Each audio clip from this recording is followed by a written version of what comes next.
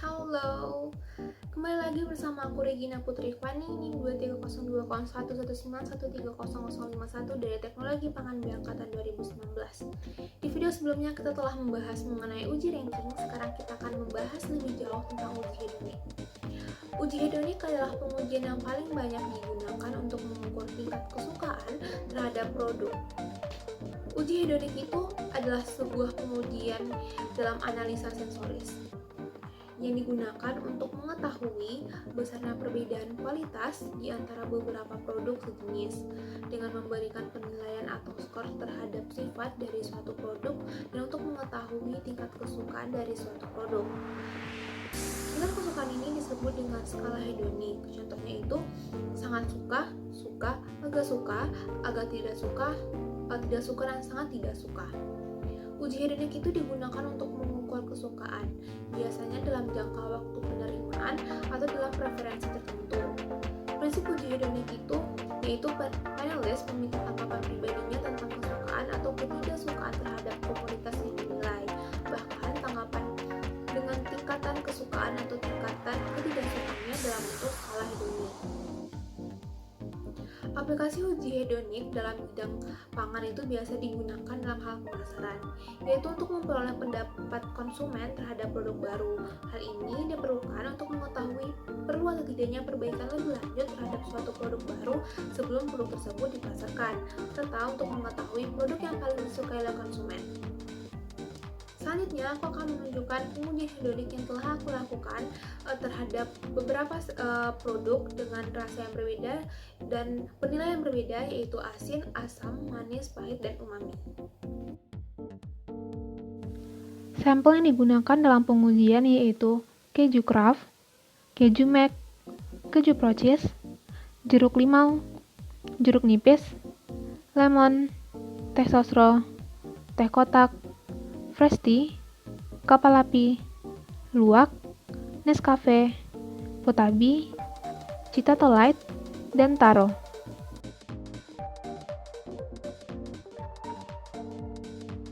Pertama adalah pengujian terhadap rasa asin menggunakan tingkat sampel dengan kode 115, 902, dan 468.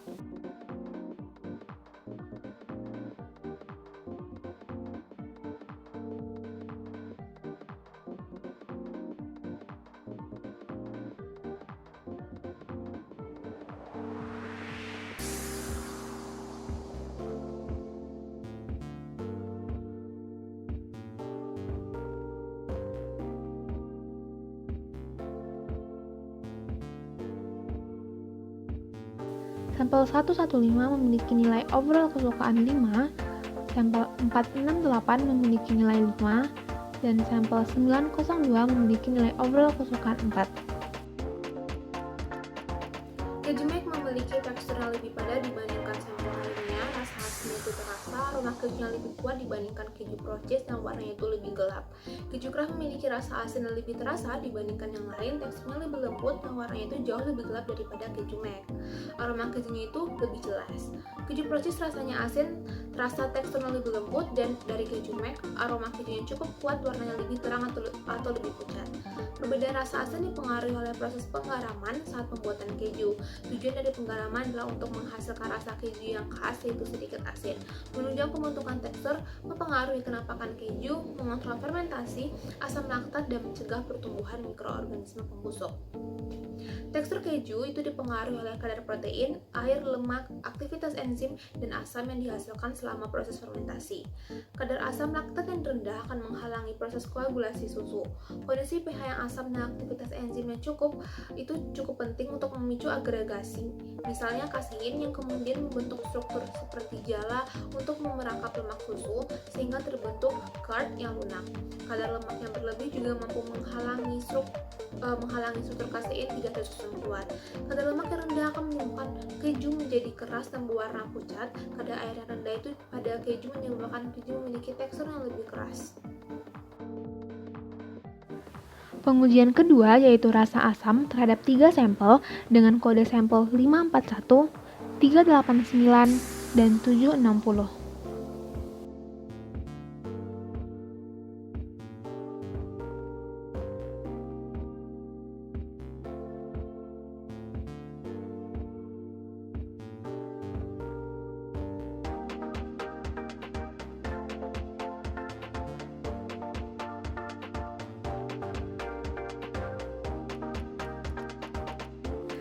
Sampel 760 memiliki nilai overall kesukaan 2, sampel 389 memiliki nilai 3, dan sampel 541 memiliki nilai 5. Jeruk limau memiliki rasa yang asam, kecut, dan pahit, aromanya asam, teksturnya cair, dan warnanya itu keruh. Jeruk nipis memiliki rasa yang asam, tetapi ada rasa pahit sedikit, teksturnya cair, aromanya asam, dan warnanya itu putih keruh. Lemon memiliki rasa yang sangat asam, yang segar, tetapi tidak ada rasa pahit atau kecut. Teksturnya itu cair, aromanya asam, dan warnanya itu keruh, kekuningan, atau lebih cerah dari yang lainnya. Perbedaan rasa asam pada jeruk itu dipengaruhi oleh kandungan vitamin C. Jeruk limau itu mengandung vitamin C 40 hingga 50 gram per 100 gram. Ini berarti kandungan vitamin C pada jeruk limau itu lebih besar dibandingkan jeruk pada umumnya. Vitamin C lebih stabil pada suasana asam, dan salah satu ciri dari vitamin C adalah adanya rasa asam. Dan buah jeruk limau itu memiliki rasa yang lebih asam daripada jeruk biasanya. Rasa asam pada jeruk itu berasal dari kandungan asam sitrat yang terkandung di dalamnya. Rasa pahit yang muncul pada jeruk nipis dan jeruk limau itu terjadi akibat senyawa naringin. Selain itu, rasa pahit juga disebabkan oleh senyawa limonat A laktan yang merupakan prekursor pahit dan dapat berubah menjadi limonin, yaitu senyawa penimbul rasa pahit. Kandungan asam sitrat jeruk nipis itu juga lebih tinggi dibandingkan buah lainnya. Jeruk lemon tidak ada rasa pahitnya karena kandungan hesperidin itu lebih tinggi sehingga warnanya menjadi keruh. Hesperidin adalah flavonoid yang tidak ada rasanya, sedangkan limonin itu adalah flavonoid yang menyebabkan rasa pahit dan bau yang sangat tajam. Pengujian ketiga yaitu rasa manis terhadap 3 sampel dengan kode 220, 451, dan 732.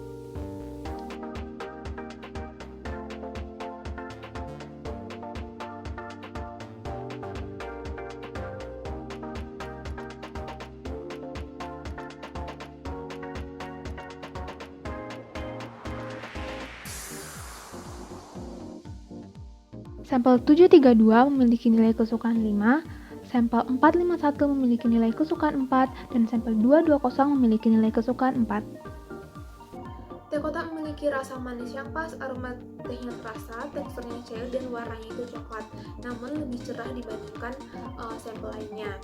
Teh fresh tea itu memiliki rasa melati yang manis, dan rasa melati itu sangat terasa, teksturnya itu cair, aromanya teh melati yang sangat jelas, dan warnanya itu coklat sedikit gelap. Teh sosro itu memiliki rasa teh dan ada rasa pahit setelah diminum, teksturnya itu cair, aroma tehnya jelas, kemudian warna coklat itu yang paling gelap dibandingkan sampel lainnya. Rasa pahit yang muncul pada teh itu disebabkan karena tingginya kandungan kateken. Kateken adalah senyawa yang tidak berwarna dan larut di dalam air serta membawa sifat pahit dan cepat pada seduhan teh. Rasa manis pada teh itu disebabkan karena penambahan pemanis seperti gula. Pemanis ini akan menutupi rasa pahit pada teh. Perbedaan tingkat kemanisan itu dipengaruhi oleh banyak sedikitnya gula yang ditambahkan. Pengujian keempat yaitu rasa pahit terhadap 3 sampel dengan kode 109, 760, dan 555.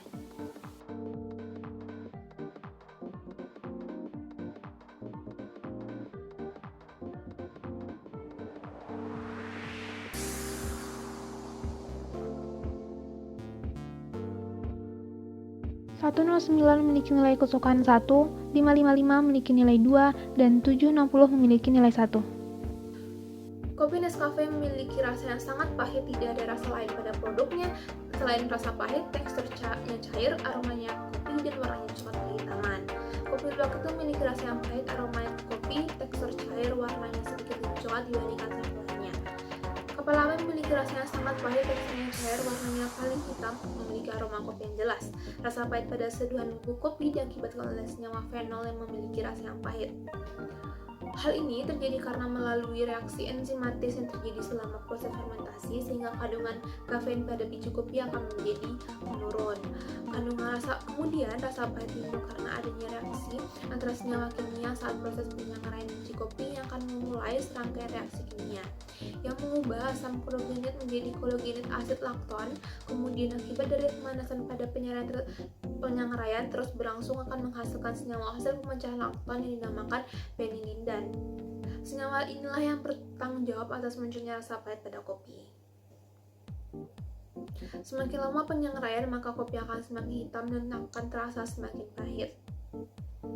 Timbulnya rasa pahit itu juga terjadi karena adanya kandungan mineral bersama dengan pemecahan serat kasar, asam klogenat, kafein, tanin, dan beberapa senyawa organik dan anorganik lainnya. Pengujian kelima yaitu terhadap rasa umami terhadap 3 sampel dengan kode 890, 567, dan 374.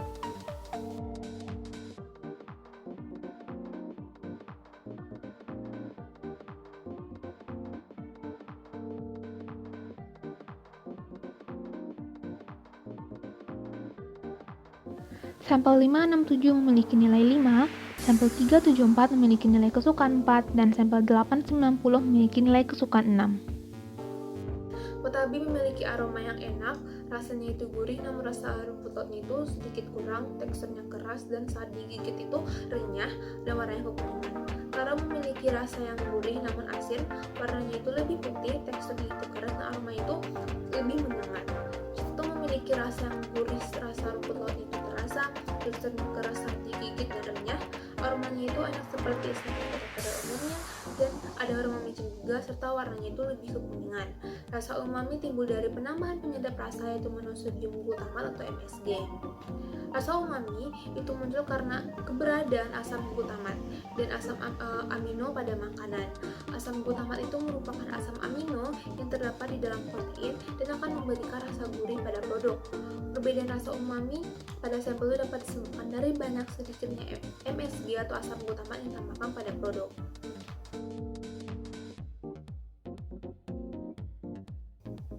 Faktor yang mempengaruhi hasil pengujian itu adalah penilaian subjektif, maksudnya penulis sudah suka dengan produk itu sebelumnya sehingga saat mencicipi produk lain dia tetap akan memilih produk yang ia suka tersebut.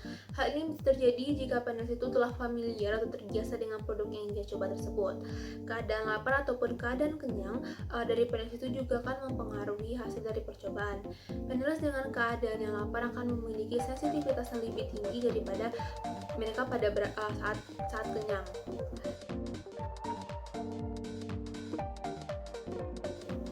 Kesalahan yang terjadi umumnya adalah penulis itu dalam keadaan yang sakit sehingga tidak bisa membedakan rasa dengan benar.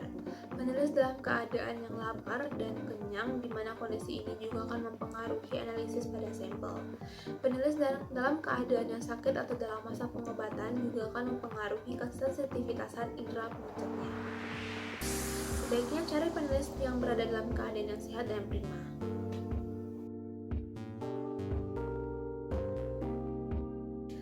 Hasil uji hidronik suatu produk itu akan berbeda antara penulis satu dengan penulis lainnya karena setiap orang itu memiliki seleranya masing-masing.